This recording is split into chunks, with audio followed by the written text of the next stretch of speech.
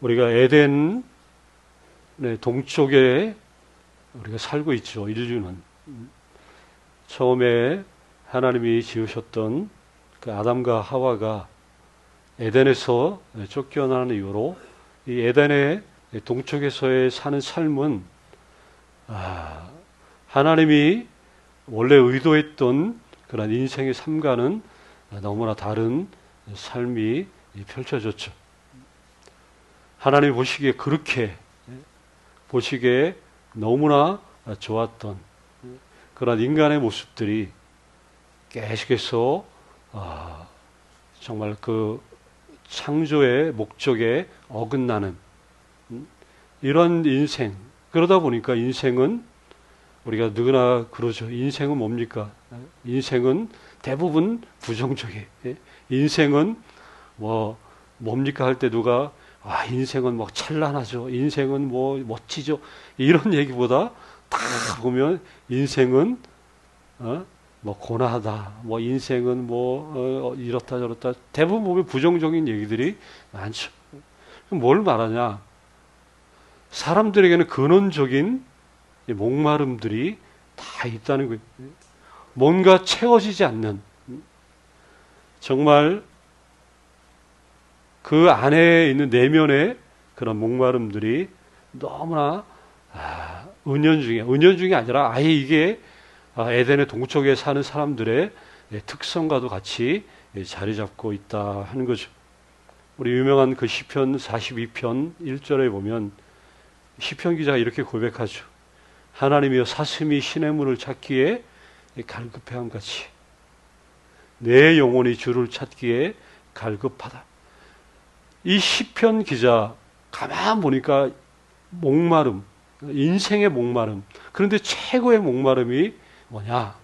주님에 대한 목마름이 결국은 최고의 목마름이다 하는 것들을 고백을 하는 거죠. 하나님을 찾는 목마름, 하나님을 알지 못한 그 사람들의 채워지지 않는 그런 목마름. 그런데 하나님만 만나면 해결되겠죠. 그런데 이걸 사실은 문제가 잘 알지 못한다 하는 것. 예수님은 계속해서 보면 이런 사람들에게 초청의 메시지를 던지죠. 내게로 오라. 주님이 얼마나 이런 말씀을 많이 하신지. 나를 따르라. 내게로 오라. 오늘 말씀에도 보면 누구든지 목마르거든 내게로 와라. 그리고 여기 마시라. 이런 식으로 말씀. 예수님은 다른 것보다 우리 인생들 쭉 이 땅에 오셔서 그냥 사람들 보면서 그 느끼는 게 저들에게는 다 목마름이 있구나. 저거를 채워주시고 싶어서 말 그대로 안달이 나신 분이 예수님이라고 보면 되죠. 어떻게 했든지 와라. 그리고 마셔라. 근원적인 그 목마름을 너희들이 해결하라. 이렇게 말씀하시. 근데 예수님께서 여기 마시라고 이렇게 하시는 그 물. 마시라고 하는 거는 다름 아닌 뭘 가리키냐? 성령을 가리키죠. 성령께서는 말 그대로 인간의 영혼을, 우리의 영혼을 정결케 하시고 또 사람들의 목마름을 해결해 주시는 말 그대로 하나님의 선물과도 같은 분이 성령이죠. 성령. 이 물이 성령을 상징한다. 우리가 성령을 떠올릴 때 우리가 보통 대부분 두 가지죠. 불 아니면 물이죠. 그렇죠? 불길 같은 성령 저기 으쌰으쌰 하는 분들은 불 같은 불로 이러죠. 근데 성경에 보면 불 같은 성령보다 어떤 성령이 더 많이 언급돼요? 그렇죠. 물과 같은 성령. 대부분 물로 성령을 표현해요. 그래서 구약 성경에도 보면 성령을 주시는 일을 마치 물을 이렇게 쏟아붓는 그러한 그 형태로 묘사를 하고 있다는 것이죠. 오늘 여기 본문에 예수께서 이 하신 말씀, 보면 이게 언제 하신 말씀이에요? 초막절, 명절. 여기서 명절이라고 나오는데, 이 명절 끝날, 다시 말하면 초막절 끝날에 하신 말씀입니다 하는 거예요. 초막절 끝날에, 명절 끝날에 예수님이 이 백성들을 이 생수의 강으로 부르심을, 그 초청을 하는 그런 장면이 여기 나와요. 예수께서 특별히 이 초막절에 이 말씀을 하신 이유가 있습니다. 초막절은 우리가 뭐 간단하게 말하면 이스라엘의 3대 절기 중에 하나예요. 3대 절기, 그 제일 유명한 절기가 6월절이죠. 6월절. 그리고 77절이라고 해서 오순절. 그리고 여기 그 초막절은 그 애굽에서 탈출해서 그 강야 생활을 할 때 강야에서 뭘 치고 살았어요? 그 천막을 치고 살았잖아요. 장막. 그 강야에서 텐트, 천막을 치고 살았던 이것들을 기억하고 기념하는 그런 절기. 그러다 보니까 이 77절 되면 이 이스라엘 사람들이 말 그대로 한 주간 동안 이렇게 나가서 그 천막을 치고 거기서 한 주간의 이런 생활들을 하죠. 그래서 77절이라고 하고 그 강야 생활을 기억하고 또 하나가 뭐냐. 근데 이때가 그 시기적으로 이 추수가 다 끝나갈 그런 시기. 그래서 또 뭐 다른 말로는 뭐 수장절이라고도 이렇게 수장절. 그러니까 추수의 기쁨이 있는 그런 시기이기 때문에 추수를 또 한 해 동안 농사를 이렇게 잘 할 수 있도록 거두게 하신 하나님의 은혜를 이렇게 또 그러니까 두 가지를 이렇게 기념하고 기억하는 그런 절기로 나왔죠. 그래서 대대로 그래서 이스라엘 백성들은 이 초막절에 추수에 대한 그런 감사, 그리고 또 하나 그러면서 이렇게 비가 오게 해달라는 기도를 이 초막절에 기도를 해요. 그래서 아마 그때 막 마지막 날에 물을 막 이렇게 붓는 그런 축제 그 절기 때 그런 행위들을 통해서 이게 이렇게 넘치도록 물이 풍성한 이런 것들을 기원하는 그러한 절기가 초막절이죠. 그러니까 이러한 절기에 예수께서 하신 말씀이 여기 이렇게 그대로 나오는 거죠. 38절에 보니까 나를 믿는 자는 성경의 이름과 같이 그 배에서 생수의 강이 흘러나리라. 여기 생수의 강이 흘러나리라. 생수의 강이라는 그 표현이 나오는데 그거에 대한 설명이 뭐 39절에 바로 이어서 나오죠. 생수의 강은 다름 아닌 그를 믿는 자들이 받을 성령을 가리킨다. 그러면 이거 하나 기억하시면 되겠죠. 생수의 강은 뭐예요? 받을 성령을 가리킨다. 이제 그 얘기하는 거예요.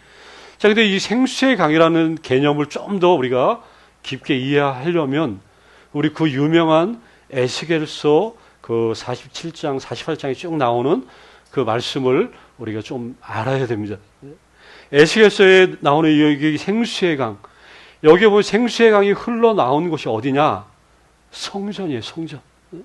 성전에서 생수의 강이 이렇게 흘러나왔다. 그 장면이 에스겔서에 쭉 나와요. 그러면 여기 근데 요한복음에서 보면 그 생수의 강이 뭐라 그랬어요? 성도들이 받을 성령이라고 그랬잖아요. 성령. 그럼 예수님을 믿는 사람들은 이제 그 속에서 이 생수의 강이 흘러 나올 거다. 이제 이렇게 얘기하는데 그러면 다른 게 아니죠. 성전에서 생수의 강이 흘러나온다. 그럼 성령께서 성도들 가운데 거하실 때 성도들은 뭐가 된다는 얘기예요? 이게 성전이 된다. 그 개념하고 똑같이 성전 또 성도 또 생수의 강 이게 세 가지가 연결해. 생수의 강이 성전에서 나오듯이 성전에서 나온다. 성령이 우리 안에 거하시기 때문에 우리가 곧 성전이 된다 하는 거예요. 그럼 우리 안에서 뭐가 나온다는 얘기예요? 생수의 강이 이제 나올 거다. 이제 이런 식으로 예수님이 이제 말씀 해석을 해 주시는 거죠. 자, 성전에서 흘러나오는 물. 근데 이게 이 영향력이 이제 이게 흘러나온 물이 나중에 이제 강물처럼 엄청나게 차오르게 될 것. 그거를 한상 에스겔의 한상을 보게 되죠. 우리가 뭐 그 운동 선수들 특히 운동 선수들 그 사람들의 그 실력이 드러나는 장소가 어디냐? 경기장이죠, 경기장.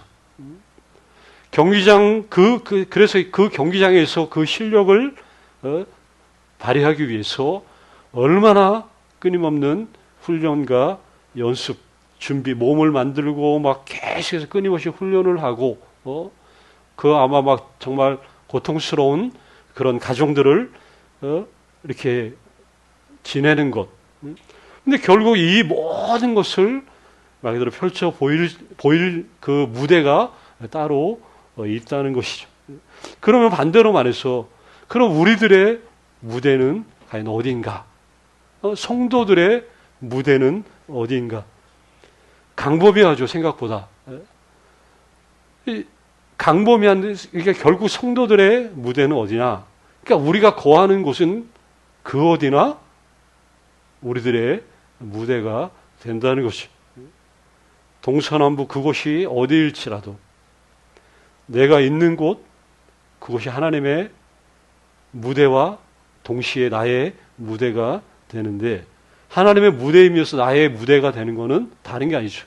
내가 어디에 있든지 동서남북 어디에 있든지 하나님이 나와 함께 해주시기 때문에 그래서 우리가 밟는 모든 땅이 하나님이 다스리시는 거룩한 나라가 된다는 것이. 그리고 내가 하는 일이 거룩한 일. 그러니까 예수 믿는 사람들은 그러니까 뭘 하나를 해도 그것이 그냥 하는 일이 아니에요.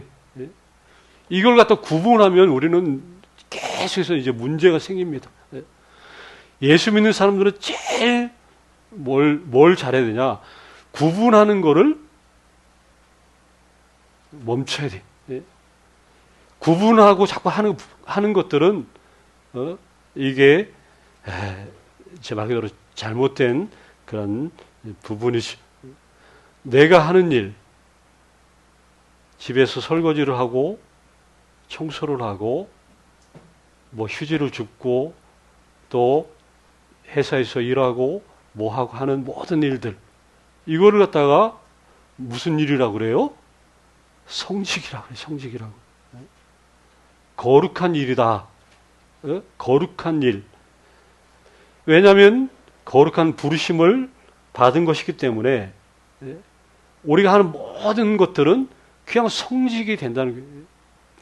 어쩔 때 이렇게 먹고 살기 위해서 하는 것과 교회에서 뭐 봉사하고 수고하고 이게 다른 게 아니라는 것이죠.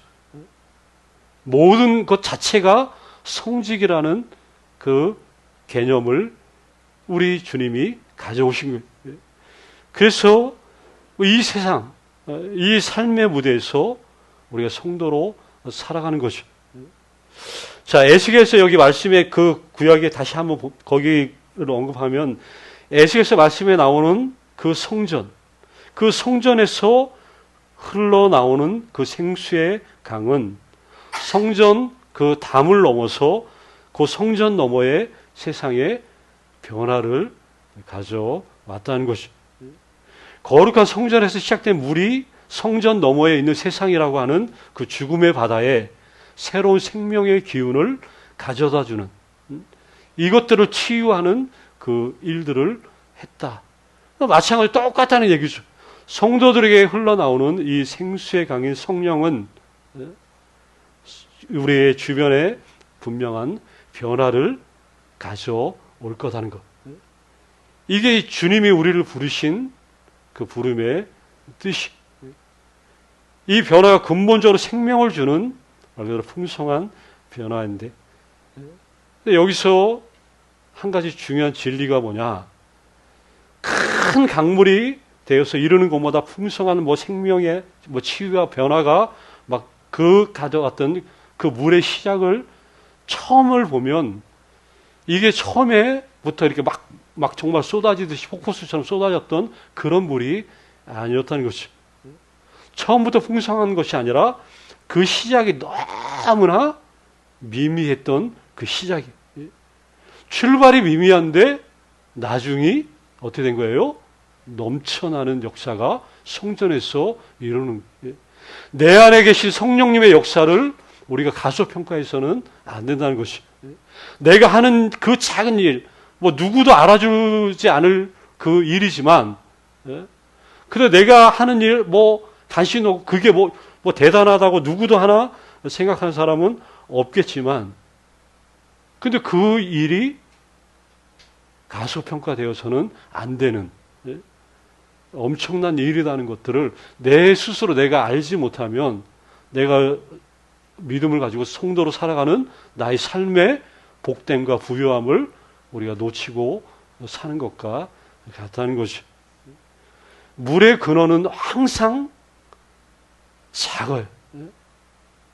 혹시 물의 그 수원지라든가 근원지 혹시 그런데 가보신 적 있어요? 우리나라에서 제일 긴 강이 어디죠?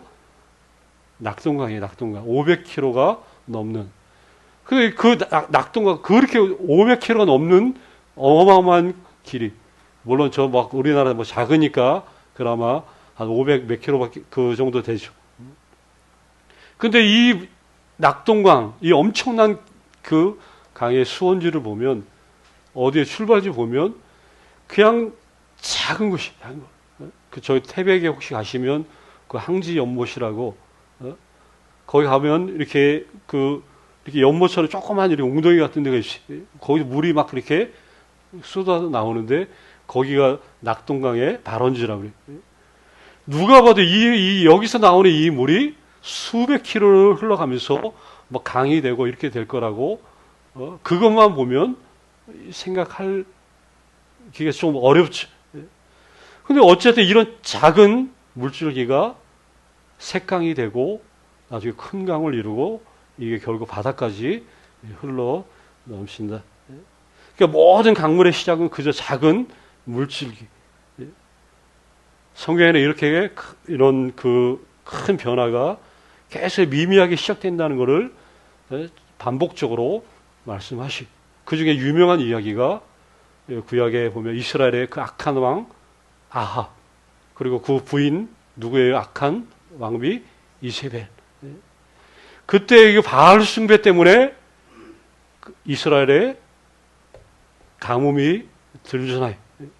근데 이게 수년간의 가뭄이 들었는데 그 가뭄의 비가 이렇게 그치게 했던 비가 어떻게 시작됐는지 아시죠? 어떻게 시작됐어요? 자 보니까 7번 확인하고서 겨우 처음에 확인할 수 있어요. 저 지중해 쪽으로 보니까 손바닥만한 작은 구름이 하나가 보인 거예요. 그 작은 손바닥만한 그 구름에서 이 3년 이렇게 수년간의 그 가뭄을 끝내는 그 비가 여기서부터 이렇게 시작이 됐다는 것이. 엘리야가 그 바알 선지자들을 다 때려 죽이고 그 갈멜산 위대한 전투 끝나고 우리 그 호렙산으로 가는 길에 그 낙심해서 그냥 죽기를 청할 정도로. 그런데 어쨌든 겨우 하나님이 그 천사가 나타나서 떡을 줘가지고 겨우겨우 호렙산에 갔더니 거기서 무슨 음성을 들어요? 세미한 음성을 듣잖아요. 세미한 음성. 하나님의 벼락 같은 우레 같은 뭐 천둥 소리 같은 그런 큰 소리가 아니라 세미한 작은 속삭이듯이 그 세미한 고요한 음성을 그러니까 내가 하는 작은 일들 이 생수의 강 성령이 우리는 예수님을 믿기 때문에 성령이 이미 내 안에 다 내주하고 있는 성령이 내주하고 있지 않은 사람이 여기 어디 있어요? 내주하고 있지 않으면 뭐 믿는 사람이 아니니까 다 내주하고 있는데 성전에서 그 미미한 물이 흘러서 막 넘쳐 흐르듯이 내 안에 계신 그 생수 성령이 내 안에 계시기 때문에 나를 통해서도 내가 하는 모든 자그마한 그 일들, 그 일들이 계속해서 선한 영향력을 끼칠 거다. 아니, 내가 끼쳐야지 해서가 아니라 그냥 자동적으로 내가 하는 그런 모든 일들이 이렇게 넘쳐 흐르는 그런 역사로 이루어질 거라는 거죠. 그러니까 이거를 믿으라는 거예요. 내가 이렇게 해야지가 아니라 내 안에 계시기 때문에 나를 통해서 이런 일들이 그냥 이렇게 풍성하게 이루어질 거다. 그거를 믿고 하루하루를 살아야 된다 하는 것이죠.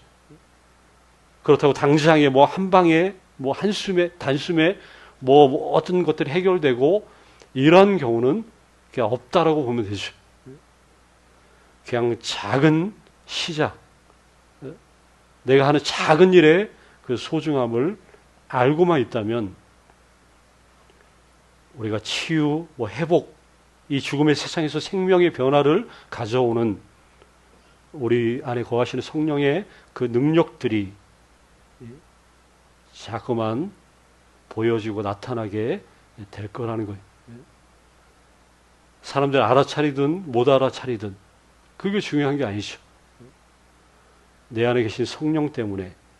그래서 이게 자꾸만 그것들이 변화를 가져올 거라는 그 꿈을 꾸면서, 교회도 마찬가지죠. 작은 일들이 풍성한 그런 결과로 나타날 것들을 계속해서 사모하고 이 꿈을 놓치지 않는 것이죠. 교회는 그렇습니다. 교회 안에만 봐서는 안 돼요. 성전 안에서 담장 너머의 밖을 자꾸만 볼 수 있어야 되죠. 우리 안에, 우리끼리만, 여기 안에만 이게 함몰되어서 이 자그마한 시각으로 이 안에 이게 매몰되지 않고 자꾸만 의도적으로 교회 밖의 일들을 자꾸만 생각할 수 있는 그런 교회가 돼야 되는 것이죠. 그래서 그 비전도 넓히고, 교회가 해야 될 일이 여기 안에 국한된 걸로 끝나서는 안 되고, 계속 뭔가 이 성전 담장 너머로 뭔가를 이렇게 또 소망하고 자꾸만 할 수 있는 그런 교회로 좀 자라가야 되지 않나, 이런 생각들을 했어요. 물론 우리가 하려면 안 되지만 여기 말씀 그대로 되잖아요. 성령이 내 안에 계시는데 그럼 자동적으로 이런 일들은 일어날 것이 아닌가. 그 믿음만 있다면 우리는 벌써 이미 시작한 거라 볼 수 있겠죠. 자, 우리 안에 거하시는 성령님, 우리 성전된 우리를 통해서 세상의 변화를 가져올 그 생수의 강이 흘러 넘치는 것들을 우리가 계속해서 소망하면서, 이걸 위해서 기도하면서 나의 하는 모든 일들이 이렇게 넘쳐 흐르는 그런 역사로 주님이 채워주실 것을 계속해서 믿으면서 그것까지 달려갈 길 다 가실 수 있는 우리 한 분 한 분 다 되시기를 간절히 주의 이름으로 축원합니다.